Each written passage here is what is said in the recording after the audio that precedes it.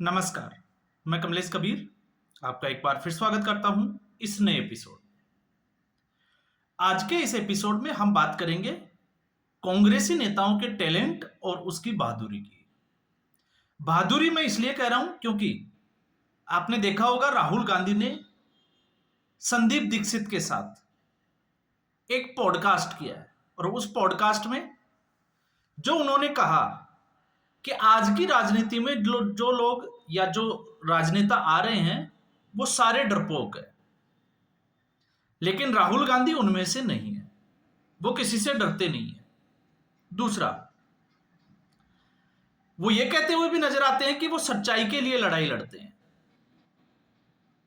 अब ऐसे में जब हम राहुल गांधी के इसी पॉडकास्ट की बात करके हम विश्लेषण करने की कोशिश करें तो एक बात तो आपको और हमें जो है वो माननी पड़ेगी कि वाकई में कांग्रेसी नेताओं के पास जो टैलेंट है, जो बहादुरी है, वो किसी और राजनेता के पास तो नहीं हो सकती। अब मैं ऐसा कह रहा हूं तो उसके पीछे की वजह क्या है। इस वक्त पूरे देश भर में कांग्रेस का एक मुद्दा जो है वो बड़ा राजनीतिक सरगर्मियों का कारण बना हुआ है और वो है नेशनल हेराल्ड। बड़े सालों के बाद हम कह सकते हैं कि कांग्रेस पार्टी में गांधी परिवार के खिलाफ एक बड़ा मामला जो इस वक्त राष्ट्रीय सुर्खियां बनी हुई है। अब नेशनल हेराल्ड की जब हम बात करते हैं तो नेशनल हेराल्ड के बाद में इससे पहले भी जो है वो हमने बात की थी कि 1938 में ये अखबार शुरू किया गया था जवाहरलाल नेहरू के नेतृत्व में। तो अब आप समझ सकते हैं कि ये गांधी परिवार का ही अखबार है। लेकिन अब खबर ये आई है कि 1950 में इसी अखबार को लेकर सरदार वल्लभ भाई पटेल, जो तत्कालीन गृह मंत्री हुआ करते थे, उन्होंने एक चिट्ठी लिखी थी और उस चिट्ठी में जिस तरीके से अंदेशा जताया गया था कि यह अखबार जो है वो आने वाले समय में भ्रष्टाचार का कारण बनेगा, हम ये कह सकते हैं उस चिट्ठी का मतलब ये था। फिर मामला थोड़ा आगे बढ़ता है और आगे बढ़ते बढ़ते अब आपको लग रहा होगा कि मैं रिपीट कर रहा हूं। मैं रिपीट तो कर रहा हूं लेकिन इसमें कुछ चीजें ऐसी हैं जो मुझे लगता है कि उसको आपको और मुझे उसकी जानकारी होना बहुत जरूरी है। आकलन करके निर्णय की स्थिति में पहुंचना वो आपका अपने विवेक के ऊपर जो है वो हम कह सकते हैं कि डिपेंड करता है। मेरा मकसद है कि मैं आपको फैक्ट्स के साथ आकलन रखूं और आपको जो है वो डिसीजन लेना होता है कि वाकई में इसके ऊपर आप किस निर्णय की किस स्थिति में पहुंचते हो। अब आप सोच के देखिए कि 2008 आते आते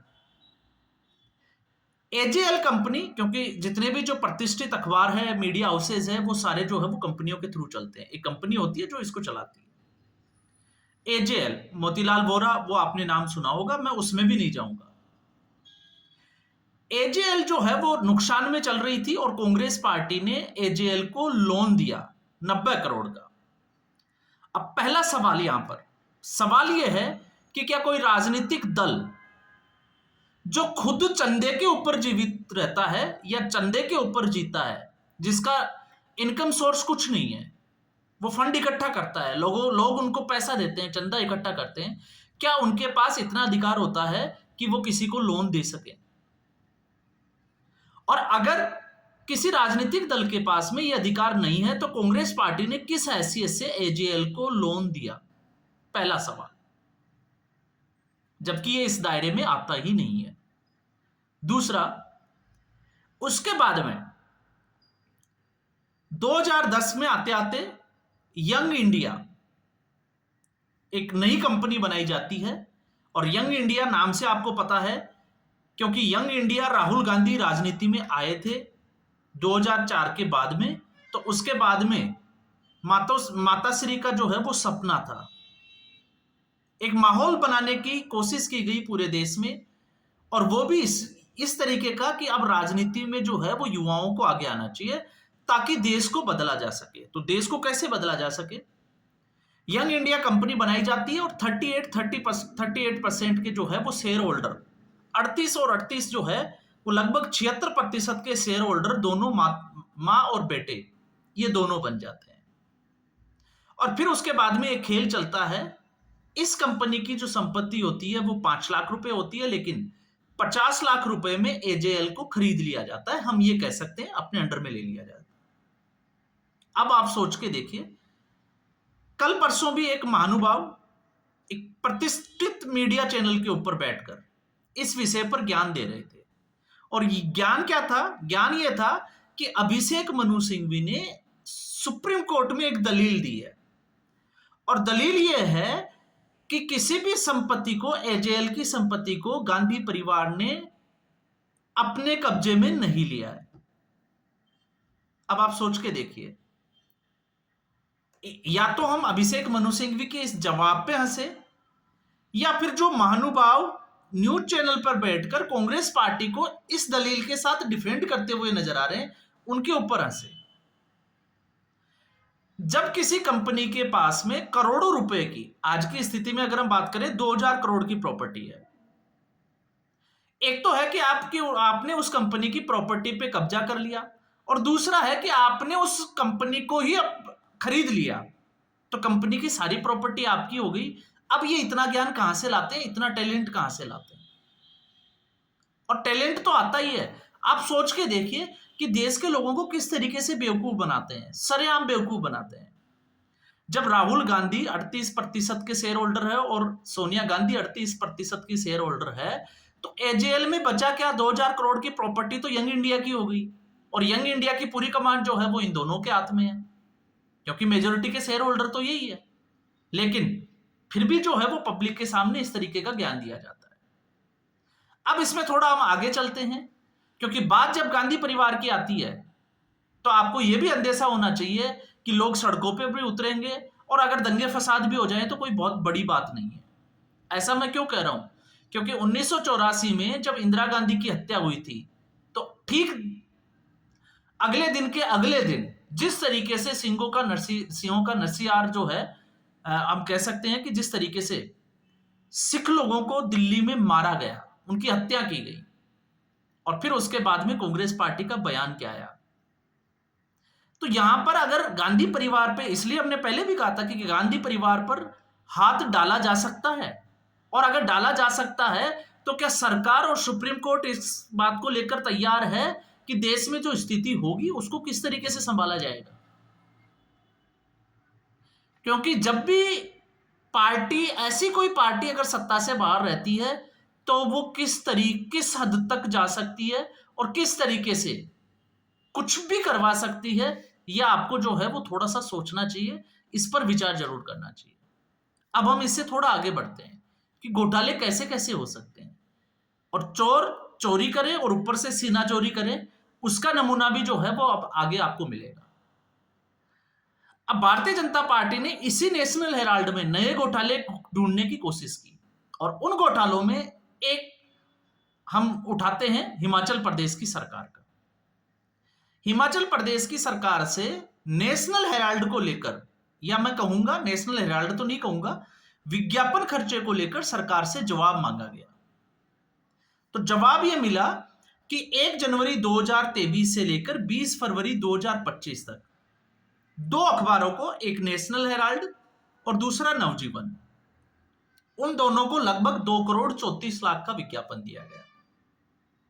ठीक है, सरकारें जो है वो सब देती है। आप जो है वो मेरी इस बात से जो है वो हो सकता है असहमत हो, क्योंकि पंजाब सरकार भी ऐड देती है, भारतीय जनता पार्टी की भी सरकारें ऐड देती है, और हो सकता है अगर आप बिजनेसमैन हैं और मैं खुद, तो हम भी जो है वो अखबार में ऐड देते हैं। तो ऐड देने का विज्ञापन हम कौन से अखबार को देते हैं, चुनाव कैसे करते हैं कि हमें यह विज्ञापन इस अखबार में देना है? तो हम पहले ये देखते हैं कि प्रतिष्ठित अखबार कौन सा है और उसका सर्कुलेशन कितना है, कितनी प्रतियां जो है वो उसकी बांटी जा रही है। फिर उसके बाद में हम जो है वो उसके ऑफिस जाते हैं और फिर एक प्रक्रिया फॉलो करके हम ऐड देते हैं।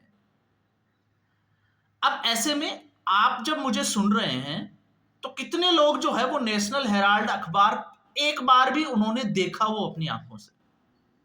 नाक के बराबर, क्योंकि मैंने भी नहीं देखा।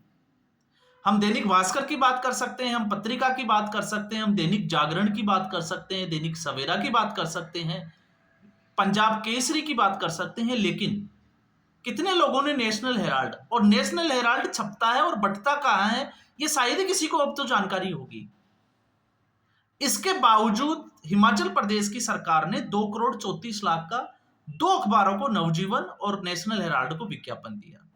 तो थोड़ी सी बात जो है वो अचंभित करने वाली है। जब अखबार छपता ही नहीं है तो विज्ञापन किस चीज का? और जब सुक्खू को, आपको पता होगा, जब जवाब मांगा गया तो जवाब यह था कि वो उनकी पार्टी का अखबार है, वो आगे भी देते रहेंगे।